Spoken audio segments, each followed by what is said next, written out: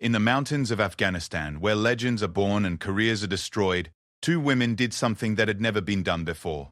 They faced down the most elite fighting force in the world and walked away victorious. This isn't a Hollywood script or a war novel. This is the true story that the military kept classified for years, until now. What happened in those rocky peaks changed everything we thought we knew about warfare, about women in combat, and about what it really means to be unstoppable. 25 of America's finest warriors learned that day that sometimes the most dangerous enemy comes in a package you never expected. This is their story. This is how two women with rifles rewrote the rules of engagement forever. The morning sun cast long shadows across the briefing room at Bagram Airfield when Lieutenant Commander Jake Morrison received the assignment that would change his perspective on warfare forever. Morrison had led countless operations in his 12 years as a Navy SEAL, but this mission felt different from the moment he read the classified file. The target was a remote mountain compound in the Nuristan province of Afghanistan, where intelligence suggested a high-value Taliban commander was planning a major offensive against coalition forces. What made this mission unusual wasn't the target itself, but the opposition they might face. According to intercepted communications, the compound was being guarded by what locals called the Ghost Sisters, two female snipers who had reportedly eliminated several coalition patrols with deadly precision. Morrison studied the satellite images spread across the metal table. The compound sat on a rocky outcrop 3,000 feet above sea level, accessible only through a narrow mountain pass. Perfect sniper country, the kind of terrain where two well-positioned shooters could hold off a much larger force indefinitely if they knew what they were doing. And according to the intelligence reports, these two definitely knew what they were doing. Sergeant First Class Mike Chen, Morrison's second-in-command, leaned over the photos with a skeptical expression. Chen had been in special operations for 8 years and had seen his share of battlefield legends that turned out to be exaggerated tales. "Sir, with respect, how reliable is this intel about female snipers? Sounds like local folklore to me." Morrison understood Chen's skepticism. In all his years of combat operations, he had rarely encountered women in direct combat roles on the opposing side. Most female combatants they'd encountered were involved in logistics, intelligence, or suicide bombing operations. Trained military snipers were almost exclusively male in this part of the world. But the intelligence came from multiple sources, including captured fighters who spoke of the Ghost Sisters with a mixture of fear and respect that seemed genuine. The mission briefing continued as Morrison outlined the operation to his 24-man team. They would approach the compound under cover of darkness, establish overwatch positions, and neutralize any threats before moving in to capture or eliminate the Taliban commander. It was a standard direct action mission that SEAL Team 6 had executed hundreds of times before. The only variable was the unknown skill level of their potential opposition. As Morrison prepared his equipment that afternoon, he couldn't shake the feeling that this mission would be different. His instincts, honed by years of combat experience, were telling him to expect the unexpected. He double-checked his gear, ensured his communications equipment was functioning perfectly, and reviewed the evacuation routes one more time. In special operations, preparation was the difference between coming home and becoming a casualty statistic. The team assembled at the helicopter landing zone as the sun began to set behind the Afghan mountains. 25 warriors, each one hand-picked for their exceptional skills and proven track record in combat. Morrison looked at their faces and saw the quiet confidence that came from years of successful operations. These men had faced everything from Al-Qaeda fighters to Taliban insurgents to foreign mercenaries. They were the best America had to offer. The flight to the insertion point took 45 minutes aboard a specially modified Black Hawk helicopter. The pilots, members of the elite Night Stalkers unit, navigated through the mountain valleys using night vision and terrain-following radar to avoid detection. Morrison used the flight time to review the mission plan one final time and ensure every member of his team understood their role. The insertion went smoothly. The helicopter touched down in a small clearing 2 miles from the target compound, and the 25 SEALs quickly disembarked and melted into the darkness. The pilots immediately lifted off and disappeared into the night, leaving the team alone in hostile territory with nothing but their training, equipment, and each other to rely on. Morrison led his team through the rocky terrain toward their objective. The approach route took them through a series of steep ravines and narrow paths that provided concealment but made movement slow and deliberate. Every step had to be calculated to avoid loose rocks that might alert sentries to their presence. The team moved like ghosts through the landscape, their night vision equipment turning the darkness into a green-tinted world of shadows and shapes. 2 hours into the approach, the team reached their first checkpoint, a rocky ledge that provided a clear view of the target compound. Morrison used his high-powered spotting scope to study the buildings and defensive positions. The compound was larger than the satellite images had suggested, with several outbuildings and what appeared to be prepared fighting positions carved into the surrounding rocks. What concerned Morrison most was the complete absence of visible sentries or guards. In his experience, Taliban compounds always had lookouts posted, especially at night when coalition forces were most likely to attack. The silence and apparent emptiness of the compound set off alarm bells in his tactical mind. Either the intelligence was wrong and the compound was abandoned, or they were walking into a trap. Chen crawled up beside Morrison and whispered into his radio, "Something's not right, sir. Place looks deserted, but those fighting positions look recently used. Fresh digging in the soil, equipment marks in the dirt." Morrison nodded and continued his observation. Through his scope, he could see details that were invisible to the naked eye. Chen was right. Someone had been preparing defensive positions recently. The earth around several rocky outcroppings showed signs of excavation, and he could make out what looked like carefully camouflaged firing positions, with excellent fields of fire covering the approaches to the compound. As the team prepared to move closer, Morrison made a decision that would prove crucial to their survival. Instead of following the standard playbook and advancing directly on the compound, he decided to take extra time to thoroughly scout the area. Something about the setup didn't feel right, and his years of experience had taught him to trust his instincts. He divided his team into 3 elements. 8 men would continue the direct approach to the compound, while 2 smaller teams of 8 and 9 men respectively would circle around to establish overwatch positions on the flanking ridges. This would give them multiple angles of observation and fire support if things went wrong. It was a more complex approach than originally planned, but Morrison's gut told him the extra precaution was necessary. The flanking teams began their movement, carefully picking their way through the rocky terrain to reach their assigned positions. The darkness was complete now, with heavy clouds blocking most of the starlight. The SEALs relied on their night vision equipment and years of training to navigate the treacherous ground without making noise or losing their footing. As the eastern flanking team, led by Chief Petty Officer Rodriguez, worked their way up a steep ridge, they began to notice signs that someone else had been in the area recently. Boot prints, in patches of soft earth, disturbed vegetation, and subtle changes in the natural arrangement of rocks that suggested human activity. Rodriguez reported these observations to Morrison, adding another piece to the puzzle of what they might be walking into. The western flanking team, under the command of Petty Officer First Class Thompson, was having similar experiences. They found what appeared to be a well-used trail leading up to a rocky outcropping that would provide an excellent sniper position overlooking the entire valley. The trail was skillfully concealed and would have been invisible during daylight hours, but their thermal imaging equipment revealed the slight temperature differences in the earth that indicated regular foot traffic. Morrison processed these reports and began to form a clearer picture of what they were facing. The compound wasn't abandoned. It was being defended by someone who understood the terrain and had prepared carefully for exactly this type of assault. The question was whether they were dealing with experienced Taliban fighters or something else entirely. At 2300 hours, all 3 teams were in position and ready to begin the final approach. Morrison's direct assault element had advanced to within 300 meters of the compound and was prepared to move on his command. The flanking teams reported they had clear overwatch positions and could provide fire support when needed. Everything was proceeding according to the modified plan. Morrison keyed his radio and gave the command to begin the final approach. All elements, this is 6 actual. Execute, execute, execute. The words were spoken in a whisper, but they carried the weight of years of training and the hopes of a successful mission. 25 elite warriors began to move forward through the darkness toward their objective, unaware that they were about to encounter something that would challenge everything they thought they knew about combat. As Morrison's element advanced toward the compound, moving from cover to cover with the fluid precision that marked them as elite soldiers, 2 figures watched from concealed positions high above the valley floor. They had been waiting patiently for hours, using their intimate knowledge of the terrain to remain completely invisible to the approaching Americans. The 2 women had prepared for this moment for weeks, studying the patterns of coalition operations and predicting where and how an assault on the compound would most likely occur. They had chosen their positions carefully, ensuring they had clear fields of fire and multiple escape routes. Most importantly, they had planned their engagement to maximize the psychological impact on their opponents. They weren't just trying to win a firefight, they were trying to send a message that would echo through the entire coalition command structure.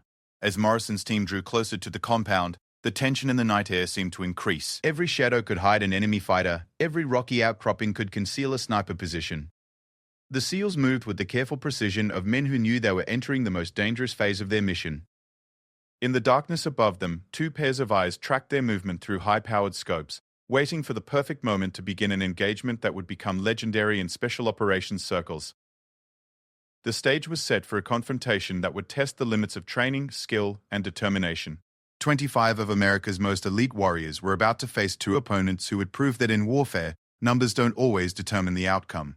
Sometimes, the deciding factors are preparation, position, and the cold determination to never miss when it matters most. The first shot came from nowhere and everywhere at once. Petty Officer First Class Danny Walsh was moving between two boulder formations when the high-velocity round struck the rock inches from his head, sending stone fragments flying and leaving a white scar on the granite surface. The sound of the shot echoed through the valley a split second later, but by then Walsh was already diving for cover behind the nearest rock formation. Morrison's voice crackled through the radio immediately. "Contact, contact! All elements hold position and report." The calm professionalism in his voice masked the adrenaline surge that every SEAL experienced when an operation went from stealth to open combat. In the space of a heartbeat, everything had changed.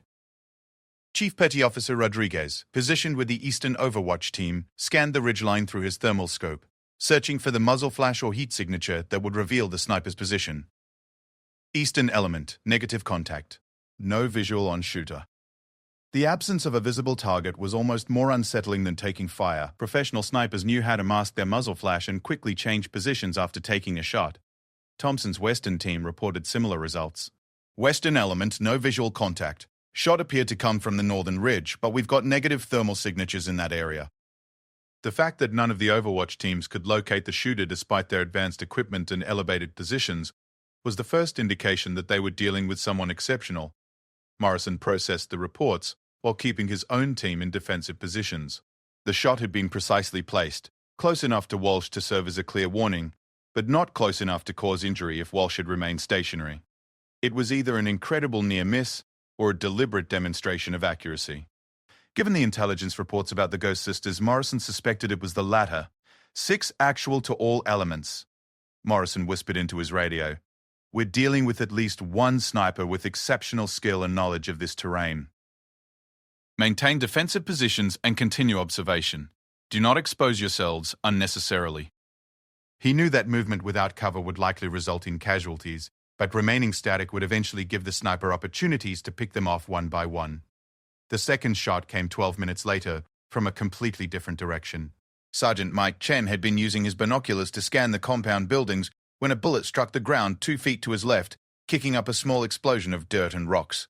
Chen rolled behind cover and immediately reported the contact. Sniper 2, Western approach, single shot, high accuracy. Morrison felt the tactical situation becoming clearer and more dangerous at the same time. 2 shooters, positioned to cover different approaches to the compound, both demonstrating exceptional marksmanship skills. They weren't just randomly shooting at targets, they were systematically announcing their presence and capability to the entire SEAL team. It was psychological warfare of the highest order. Rodriguez keyed his radio with excitement in his voice. "Eastern element has thermal contact. Single heat signature, northern ridge, approximately 800 meters. Target is moving between positions." Finally, one of the snipers had remained in position long enough to be detected by their thermal imaging equipment.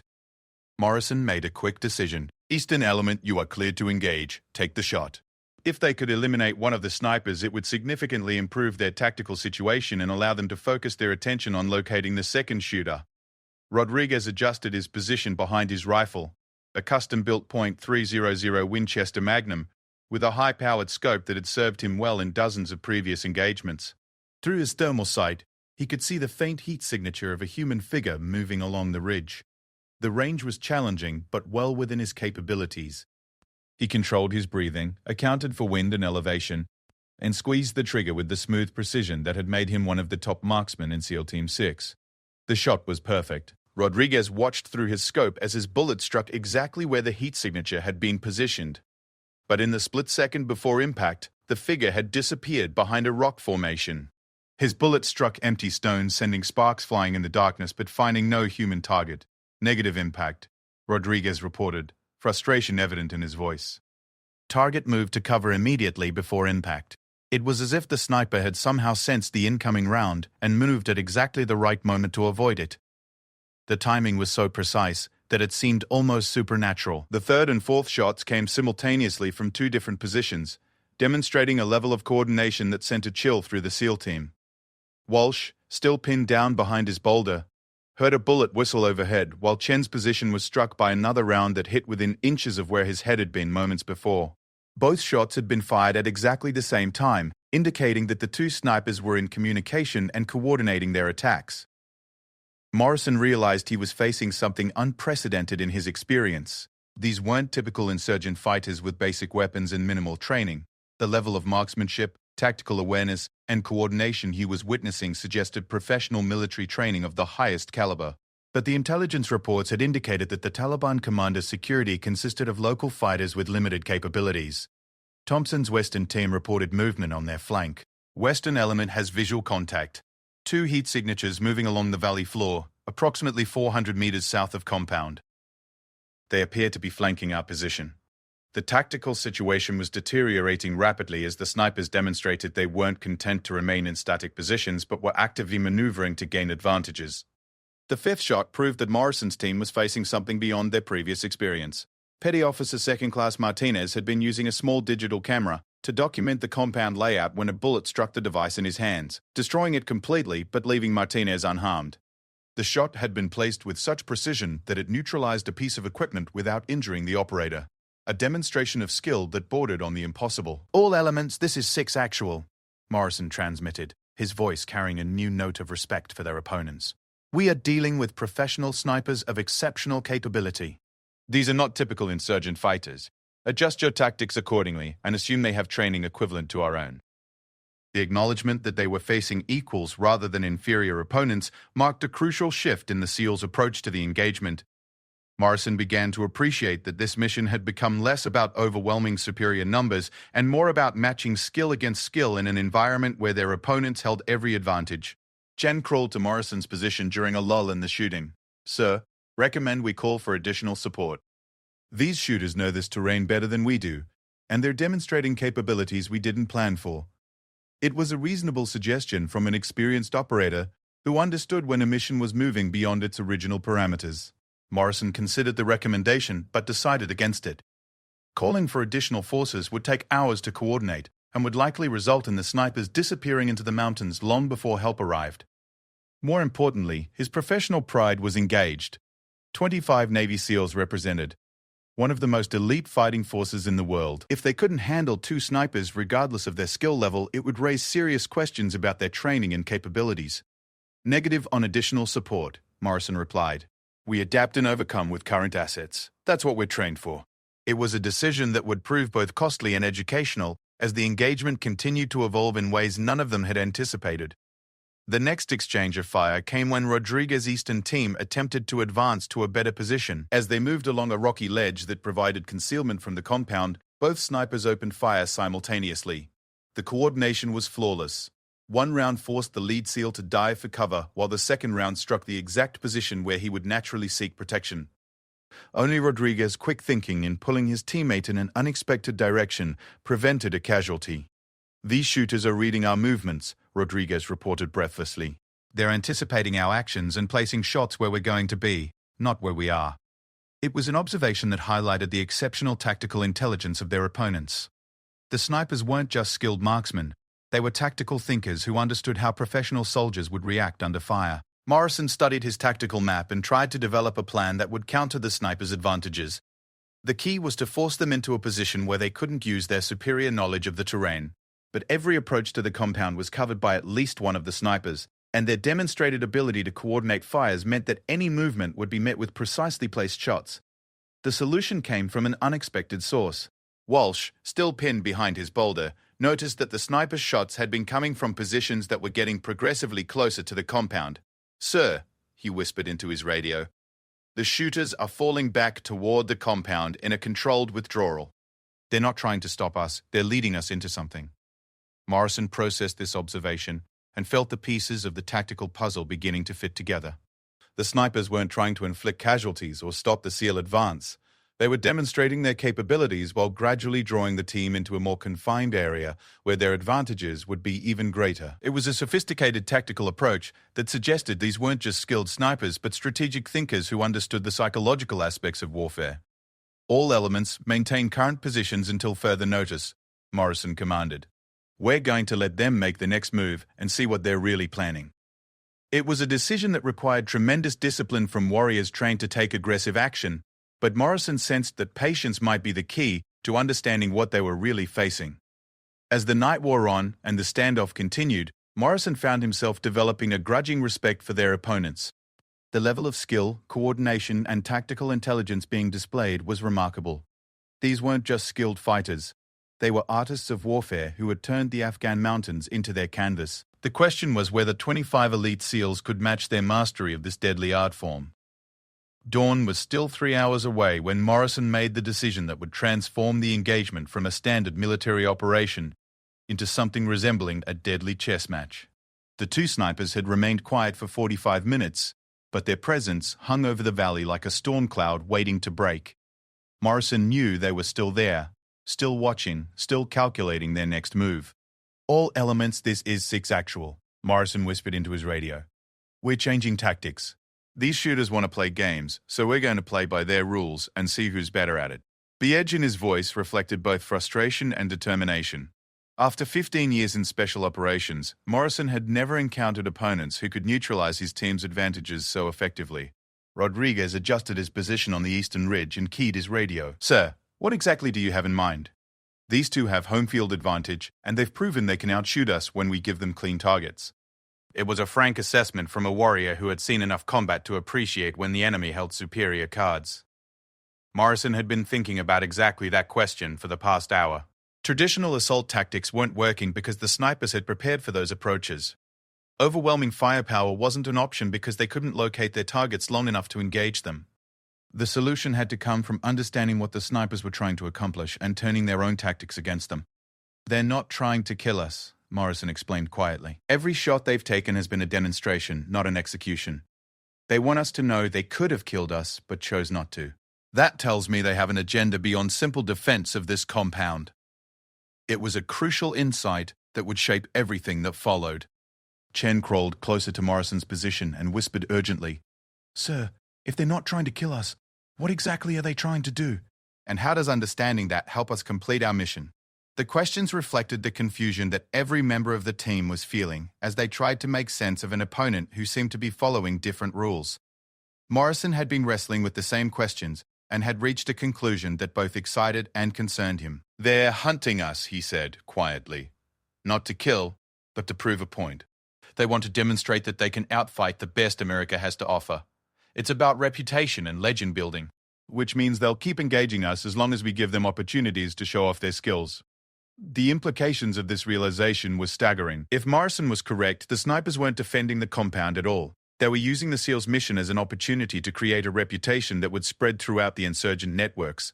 2 women defeating 25 Navy SEALs would become a story that would inspire fighters across the region and damage coalition morale for months. Thompson's voice crackled through the radio from his western position. 6.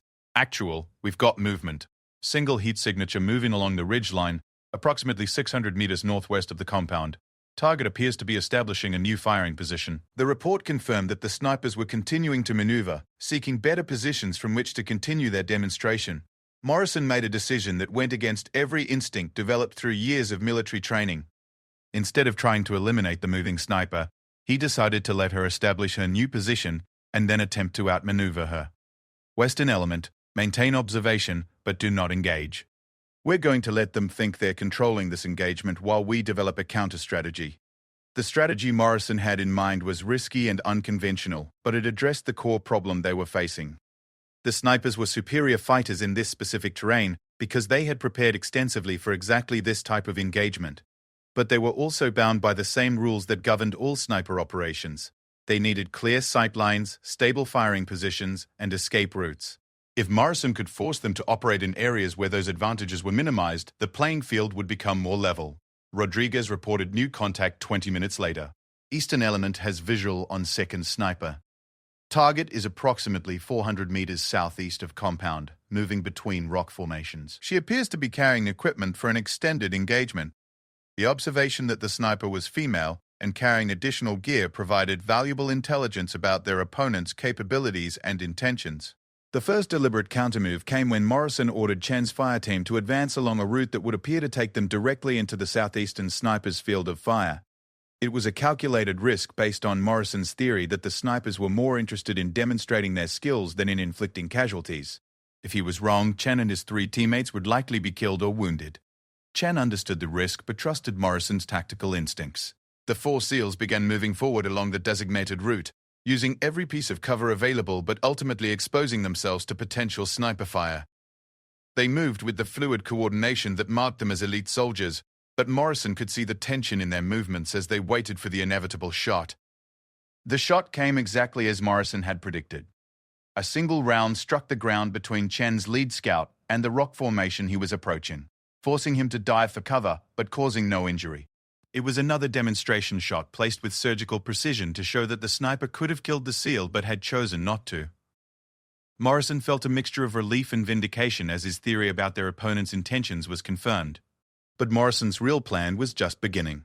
While the southeastern sniper was focused on Chen's team, Rodriguez had been moving his eastern element into a flanking position that would give them a clear shot at the sniper's location. The movement required crossing nearly a mile of difficult terrain while remaining undetected. But Rodriguez was one of the best tactical leaders in SEAL Team 6. The southeastern sniper fired twice more at Chen's advancing team, each shot precisely placed to force the SEALs into defensive positions without causing casualties.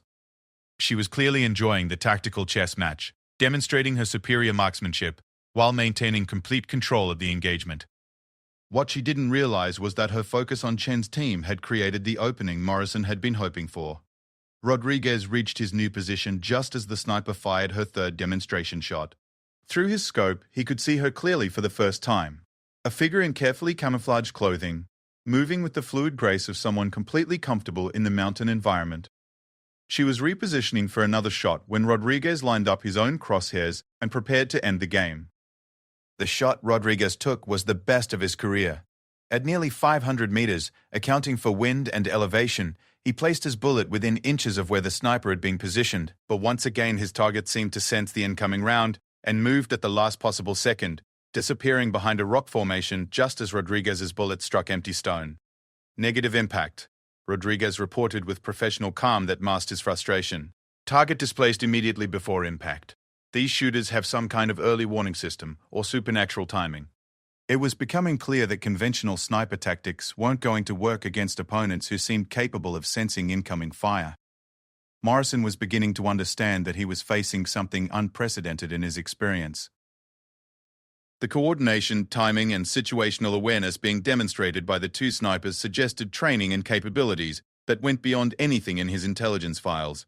But instead of feeling defeated, Morrison found himself energized by the challenge. This was exactly the kind of complex tactical problem that had drawn him to special operations in the first place. The northwestern sniper made her presence known, with a shot that demonstrated why Morrison's team was facing such formidable opponents. Thompson's western element had been moving to support Rodriguez's flanking maneuver when a bullet struck a small metal component on one of the SEAL's rifles, damaging the equipment without injuring the operator. The shot had been taken at over 600 meters in darkness, hitting a target smaller than a coin with perfect precision. Western element taking accurate long-range fire, Thompson reported. These shooters are operating at a level we haven't seen before. Recommend we reassess our approach. It was a diplomatic way of suggesting that the mission was moving beyond their capabilities, but Morrison wasn't ready to concede defeat. Instead, Morrison decided to escalate the engagement in a way that would test the snipers' commitment to their demonstration strategy. All elements, prepare for coordinated advance on my command. We're going to force them to choose between maintaining their game or protecting themselves. It was a dangerous gamble that could result in casualties if Morrison had misjudged his opponent's intentions. The coordinated advance began at exactly 0200 hours. 3 separate SEAL elements began moving simultaneously toward the compound from different directions, using suppressive fire and movement techniques that would force the snipers to engage multiple targets simultaneously. Morrison was betting that the complexity of the tactical situation would overwhelm their ability to continue playing their demonstration game. The sniper's response was immediate and devastating in its precision. Both women opened fire simultaneously, but instead of targeting the advancing SEALs directly, They began systematically destroying equipment and forcing the teams into defensive positions through precisely placed shots. Radio antennas were severed, weapon sights were shattered, and pack straps were cut, all without causing injury to the operators carrying the equipment. All elements halt, advance, and take defensive positions. Morrison commanded as he realized that his escalation had only prompted the snipers to demonstrate even more impressive capabilities. They weren't intimidated by facing multiple advancing elements. They were using the complexity as an opportunity to show off their ability to engage multiple targets simultaneously with perfect coordination. Chen's voice came through the radio with a note of amazement that was rare for the experienced SEAL. "Sir, they just shot the lens out of my night vision scope without touching my head. The bullet passed between my face and the scope housing. That's impossible accuracy, even for the best snipers in the world." The incident highlighted just how completely outclassed the SEAL team was in terms of pure marksmanship skills. Morrison found himself in the unusual position of having to acknowledge that his team was facing opponents who were simply better than they were in this specific environment. But that acknowledgement also freed him to think about the problem differently. If they couldn't match the sniper's technical skills, perhaps they could find a way to change the rules of the engagement entirely. The solution came from an unexpected source. Walsh, who had been quietly observing the pattern of the sniper's shots, keyed his radio with an observation that would change everything. "Sir, I've been tracking the timing and sequence of their shots. They're not just coordinating with each other. They're following a specific pattern that accounts for our reaction time and movement capabilities. They're not just outfighting us, they're studying us." Morrison felt the pieces of the tactical puzzle suddenly snap into focus. The snipers weren't just demonstrating their marksmanship skills, they were conducting a detailed study of how elite American forces operated under pressure. Every shot, every movement, every tactical decision was being observed and analyzed by opponents who were building a comprehensive understanding of SEAL capabilities and limitations. The realization changed everything about how Morrison viewed the engagement and his opponents. These weren't just skilled fighters, they were intelligence gatherers who had turned combat into a research project. The question was whether Morrison and his team could adapt quickly enough to counter opponents who were learning their tactics in real time. The breakthrough came at 0247 hours when Morrison realized he had been approaching the entire situation from the wrong angle. For the past 4 hours, he had been thinking like a military commander trying to complete a mission against hostile forces. But his opponents weren't thinking like traditional enemy fighters. They were thinking like teachers conducting a masterclass in mountain warfare, using 25 Navy SEALs as their unwitting students. Morrison keyed his radio and transmitted a message that would have seemed insane to anyone who hadn't lived through the past few hours. "All elements, this is 6 actual. Cease all tactical movement and assume defensive positions. We're going to try something that's never been attempted in the history of special operations." The calm certainty in his voice carried the authority of a commander who had made a decision that could either save his team or destroy their reputations forever. Rodriguez's response reflected the confusion that every member of the team was feeling. "Sir, clarify your intentions. Are we withdrawing from the objective?" It was a reasonable question from an operator who had spent his entire career being taught that retreat was not an option for elite forces. Morrison's answer surprised everyone, including himself. "Negative on withdrawal. We're going to communicate with our opponents and see if we can turn this demonstration into a learning experience for both sides." The suggestion that they should attempt to establish communication with enemy snipers who had been systematically outfighting them for hours was so unprecedented that it took several seconds for the implications to sink in. Chen's voice carried a note of disbelief as he responded. "Sir, are you suggesting we attempt to negotiate with hostile snipers in the middle of a combat operation?" The question highlighted the complete departure from standard operating procedures that Morrison was proposing, but extraordinary situations required extraordinary solutions. Morrison had reached his decision through a combination of tactical analysis and intuitive understanding of his opponent's motivations. The snipers had demonstrated repeatedly that they could have inflicted casualties but had chosen not to. Their pattern of fire indicated they were more interested in education than elimination. Most importantly, their level of skill and coordination suggested professional training that might have included instruction in the same military courtesies that governed elite forces worldwide. "Chen, take your white undershirt and attach it to your rifle. Raise it above your position and maintain it there until we get a response," Morrison commanded. The use of an improvised white flag was a gamble that relied on his opponents recognizing and respecting one of the oldest conventions in warfare. If he was wrong, Chen would become an easy target for any sniper who wanted to end the demonstration with a definitive kill. Chen followed orders without hesitation, despite the obvious personal risk. He removed his white t-shirt, tied it to the end of his rifle barrel, and slowly raised it above the rocky outcropping that had been protecting him from sniper fire. The shirt fluttered in the mountain breeze like a pale ghost in the darkness, visible to anyone with night vision equipment. The response came within 30 seconds and confirmed Morrison's assessment of his opponent's professionalism. A single shot rang out across the valley, but instead of targeting Chen or any other SEAL, the bullet struck a rock formation approximately 50 meters from the compound, creating a small shower of sparks that was clearly visible to the entire team. It was an acknowledgement shot, a way of saying that the white flag had been seen and understood. Morrison felt a surge of excitement as he realized his unconventional approach might actually work. All elements maintain positions and weapons ready but do not engage unless fired upon. I'm going to attempt direct communication. The risk was enormous, but Morrison sensed that the tactical stalemate could only be resolved through direct engagement with opponents who had proven they were thinking several moves ahead of his team. Morrison activated his radio on an open frequency that could be monitored by anyone with appropriate equipment and spoke in clear English. This is Lieutenant Commander Morrison, United States Navy SEALs. We acknowledge your superior tactical position and marksmanship capabilities. We request communication to discuss the current situation. The transmission felt surreal, a formal military communication being broadcast to unknown snipers in the mountains of Afghanistan. The response came 5 minutes later on the same frequency, spoken in accented but clear English by a female voice that carried the calm confidence of someone completely in control of the situation. Commander Morrison, this is Sergeant Amara Naziri, formerly of the Afghan National Army Special Operations Command. Your team has performed adequately but predictably. We are willing to discuss terms for completing your mission without further demonstration of our capabilities.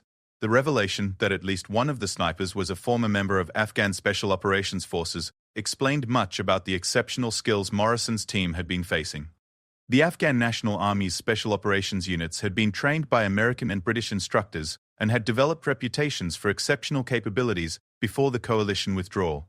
If these women were former members of those elite units, their training would be equivalent to anything in the American military.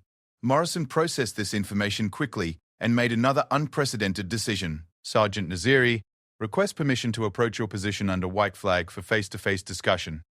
We appear to have mutual professional interests that might benefit from direct communication. The suggestion that he would walk across open ground to meet with enemy snipers was so contrary to military doctrine that it would likely result in a court-martial if it ever became public knowledge.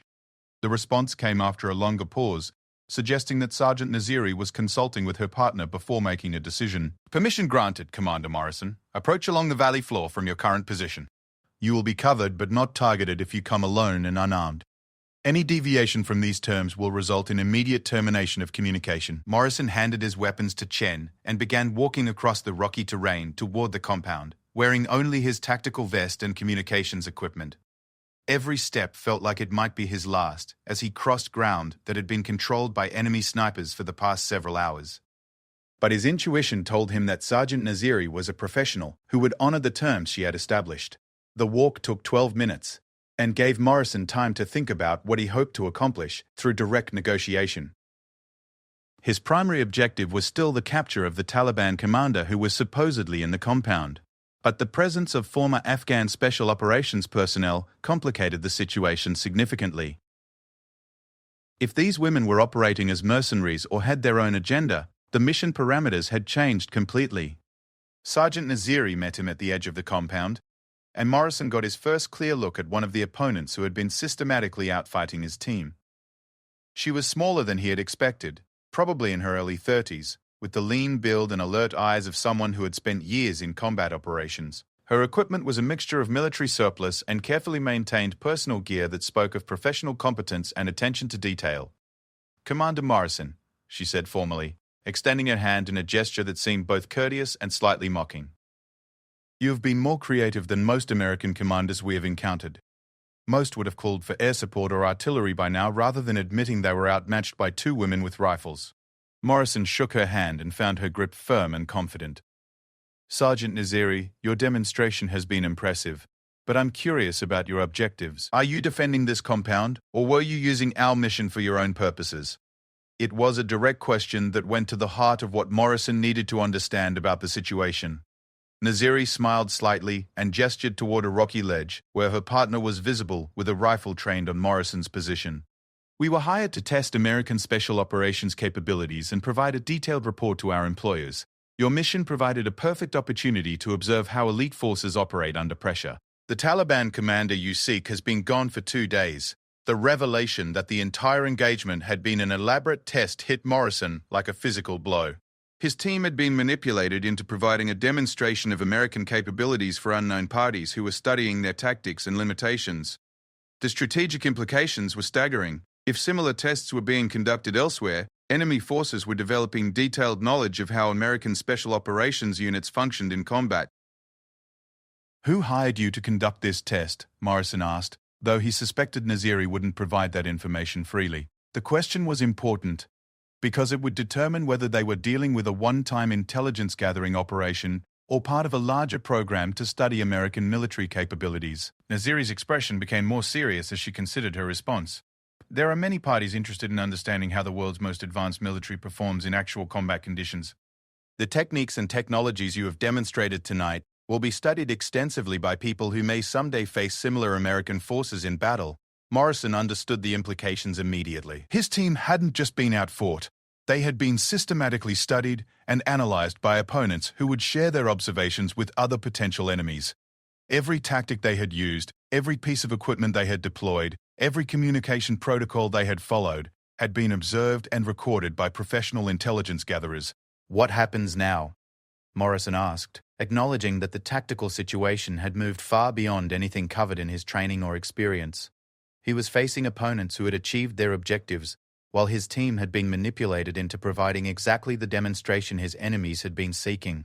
Naziri studied Morrison for a long moment before responding. "Now you have a choice, Commander. You can attempt to detain us and try to learn who hired us, which will likely result in casualties among your team and the loss of valuable intelligence. Or you can accept that you have been outmaneuvered and use this experience to improve your future operations." The choice Naziri was offering represented a fundamental decision about how Morrison would respond to being systematically defeated by opponents who had controlled the entire engagement from the beginning. His professional pride demanded that he attempt to salvage something from the mission, but his tactical judgment told him that further escalation would likely result in casualties among his team without achieving any meaningful objectives. Morrison made a decision that would influence his approach to special operations for the rest of his career. "Sergeant Naziri, I propose a different option. Since you've already gathered the intelligence you were hired to collect, perhaps you would be willing to share some professional insights about our performance. My team could benefit from understanding how we appeared to such skilled observers." The suggestion that he wanted to learn from opponents who had defeated his team was another departure from military tradition, but Morrison recognized an opportunity to turn a tactical defeat into a learning experience that could benefit future operations. If Naziri and her partner were willing to provide honest feedback, the engagement could still produce valuable results for American forces. Naziri's expression changed to one of genuine interest as she considered Morrison's proposal. "An interesting suggestion, Commander. Very few military leaders would be willing to admit they had been outmaneuvered and ask for instruction from their opponents. Your willingness to learn from defeat suggests why American forces are generally effective despite their tactical limitations." The backhanded compliment stung, but Morrison recognized the value of honest feedback from such skilled opponents. "What tactical limitations did you observe that we should address in future operations?" It was a question that required significant humility to ask, but Morrison sensed that the answer could be invaluable for improving American Special Operations capabilities. Naziri smiled and gestured toward the surrounding mountains. "Your equipment and individual skills are excellent, Commander, but your tactical thinking is constrained by doctrine and technology. You assume that superior firepower and advanced equipment will overcome any opposition, which makes you predictable to opponents who think differently about warfare." The criticism was accurate and painful to hear, but Morrison recognized its value. American military doctrine did emphasize technological superiority and overwhelming force, which could indeed make operations predictable to opponents who understood those preferences.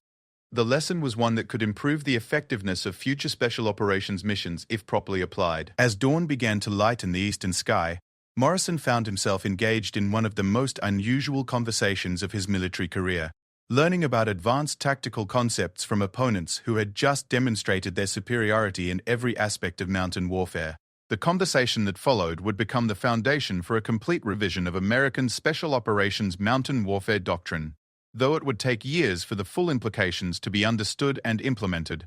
Sergeant Naziri led Morrison to a position where her partner, who introduced herself as Lieutenant Farah Ahmadi, could join the discussion without abandoning her overwatch position on Morrison's team. Lieutenant Ahmadi proved to be even more analytical than Naziri, and her observations about American tactical limitations were delivered with the precision of someone who had studied the subject extensively. "Your team's individual skills are exceptional," she began, settling her rifle across her knees while maintaining a sightline to the SEAL positions below. "But your coordination relies too heavily on technology and predetermined procedures. When those systems are countered, you struggle to adapt." Morrison absorbed the criticism while trying to understand its practical applications. Can you provide specific examples of how we could have adapted our approach to be more effective in this environment? It was a question that went beyond simple curiosity. Morrison genuinely wanted to understand how his team could improve their capabilities for future operations. Naziri exchanged a glance with Ahmadi before responding. "Your initial approach was textbook perfect for standard operations, but you continued using the same techniques even after it became clear that we had prepared for exactly those approaches. A more adaptive force would have recognized the changed conditions and modified their tactics accordingly." The lesson was profound in its simplicity. Morrison's team had been trained to execute specific procedures with exceptional skill, but they hadn't been trained to abandon those procedures when facing opponents who understood them perfectly. It was a limitation that could prove fatal when facing enemies who had studied American tactics extensively. Ahmadi contributed her own observation that highlighted another crucial weakness. "Your communication protocols are excellent for coordination among your own forces, but they also provide valuable intelligence to anyone who can monitor your radio traffic. We learned as much about your intentions from listening to your radio communications as we did from observing your movements." Morrison felt a chill as he realized the implications of this observation. Standard SEAL communication procedures developed to ensure coordination and safety were also providing detailed intelligence to any opponent sophisticated enough to monitor and analyze radio traffic. It was a vulnerability that his team had never considered, because they rarely faced opponents with the technical capabilities to exploit it effectively. The tactical discussion continued for nearly an hour, as the two Afghan women systematically dissected every aspect of the night's engagement. Their analysis was thorough, professional, and devastatingly accurate. They had identified weaknesses in equipment deployment, movement patterns, decision-making processes, and coordination techniques that Morrison's team had never recognized because they had never faced opponents capable of exploiting those weaknesses. As the sun climbed higher and illuminated the mountain landscape, Morrison began to understand that his team had been participating in something far more significant than a simple ambush or demonstration. Naziri and Ahmadi had been conducting a comprehensive analysis of American special operations capabilities, and their findings would likely influence how future enemies prepared to face similar forces. "How long have you been planning this operation?" Morrison asked, trying to understand the scope of the intelligence-gathering effort he had unknowingly participated in. The level of preparation and tactical sophistication suggested months of planning and observation. Naziri smiled slightly as she considered her response. "We have been studying American special operations techniques for 3 years, Commander. Your forces are creatures of habit who follow predictable patterns. Once those patterns are understood, it becomes possible to anticipate and counter your actions with relatively simple preparations." The revelation that his opponents had been engaged in a 3-year study of American tactics was sobering. Morrison began to appreciate that the night's engagement was just one data point in a much larger intelligence operation designed to understand and counter American military effectiveness. The strategic implications were enormous if similar studies were being conducted by other potential enemies. Ahmadi provided additional context that made the situation even more concerning. "The techniques we have demonstrated tonight are being taught to selected fighters throughout the region. Your technological advantages become less significant when your opponents understand exactly how you will employ them and have prepared specific countermeasures." Morrison processed this information and realized that his team's defeat represented something much larger than a single tactical failure. They had encountered the leading edge of a new form of warfare, where technological superiority could be neutralized by opponents who understood American doctrine and had prepared accordingly. It was a development that would require fundamental changes in how special operations forces approached their missions. The conversation was interrupted when Chen's voice crackled through Morrison's radio. 6 Actual. We have helicopter traffic approaching from the southeast. Appears to be friendly forces responding to our extended communication silence. The arrival of additional forces would complicate the situation significantly and potentially turn the educational discussion into a dangerous confrontation. Morrison looked at his two opponents and made another decision that departed from standard military protocols. Sergeant Naziri, Lieutenant Armady, I recommend you withdraw immediately. When those helicopters arrive, the situation will become more complex and potentially violent. I would prefer that this engagement end as it began, as a professional exchange between skilled operators. Both women stood and gathered their equipment with the smooth efficiency of people who had prepared for exactly this contingency. Naziri extended her hand to Morrison one final time. Commander Morrison, you have been more professional and adaptive than we expected. Your willingness to learn from this experience suggests that American forces may become more effective opponents in the future.